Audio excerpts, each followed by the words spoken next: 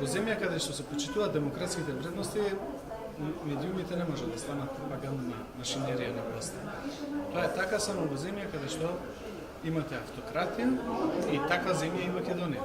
Јас тоа го спомнав во моето кратко излагање, дека ова што денес се го направи МИМ е еден заеднички напор на целата медиумска заедница, да се обидеме да дадеме, да ги на некој начин да ги диагностицираме состојбата. Диагнозата е дадена, да е точно.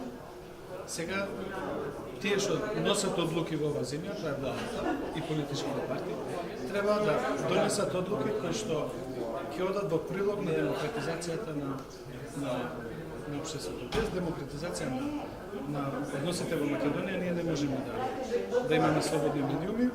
Диагнозата е дадена, решенијата се тука, нотирани се кои се жариштата на проблемите, сме дале решенија, сега на потек се тие.